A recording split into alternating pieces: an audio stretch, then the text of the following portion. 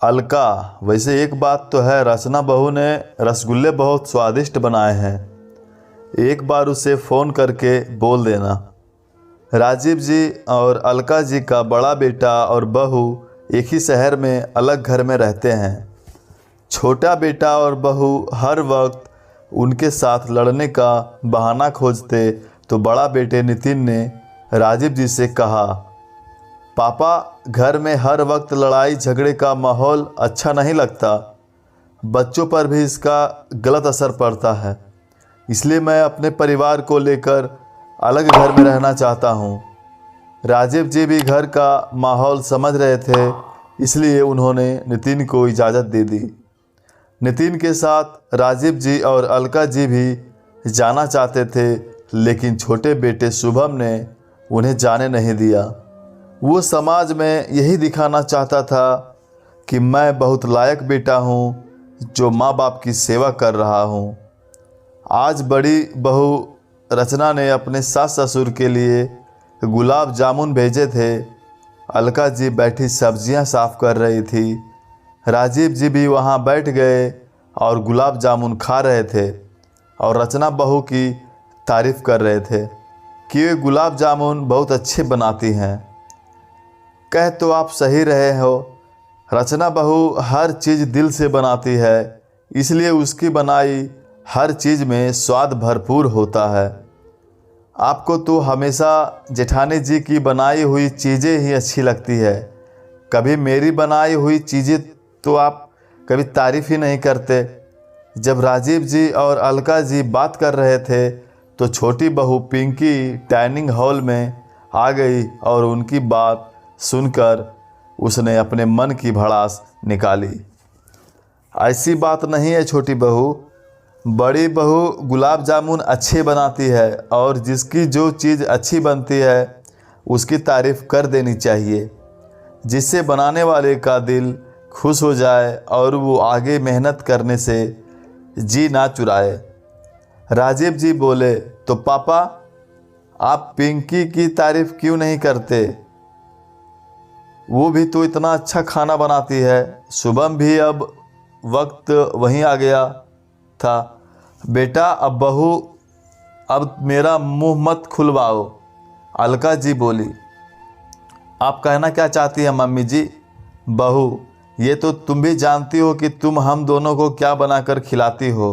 अपना दोनों का खाना मैं खुद बनाती हूँ। तुम तो अपना शुभम और अपने बच्चों का खाना बनाकर कमरे में चली जाती हो। तुम्हारे हाथ का हम खाते ही क्या है जो तारीफ़ करें? तुम तो हमें बासी और बचा खाना देती हो। मैं जो बनाती हूँ उसका खर्चा भी हमारी पेंशन और नितिन के भेजे पैसे से होता है। तुम तो हमें भी अपना फ़ायदा देखती हो, तुम तो उसमें भी अपना फ़ायदा देखती हो। दरअसल तुमने हमें अपना पास रखा ही इसलिए है कि लोगों को दिखा सको कि तुम हमारी सेवा कर रही हो। इससे तुम्हें तारीफ़ भी मिल रही है और हमारे बहाने रसोई का खर्चा भी नितिन ही देता है। तुमने तो खर्चा बड़े भाई पर डालकर अपनी हर जिम्मेदारी से पल्ला झाड़ लिया है। राजीव जी गुस्से में बोले, अगर आपको यहाँ पर इतनी तकलीफ़ है तो जेठ जी के पास ही चले जाइए। जब वहाँ रहेंगे तो पता लगेगा कि दूर के ढोल सुहावन होते हैं। एक तो सास ससुर की सेवा करो, उस पर चार बात भी सुनो।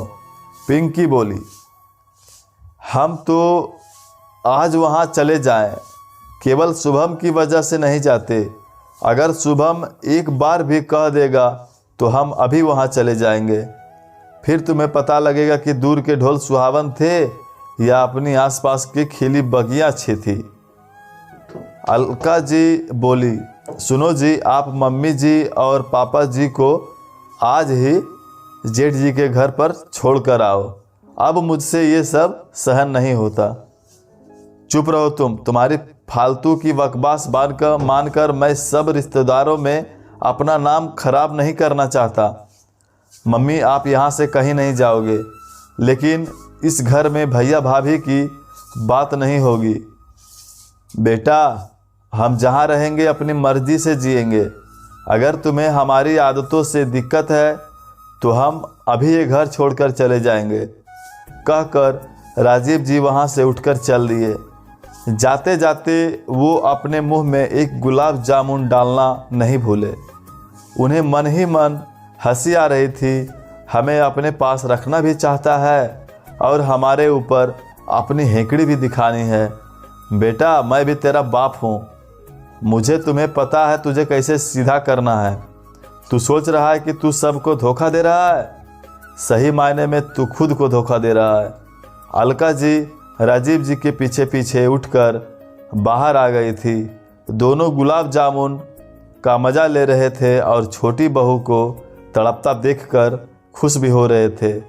जो बहू सास ससुर की सेवा नहीं कर सकती, उसके साथ ऐसा ही होता है। कहानी पूरा सुनने के लिए धन्यवाद।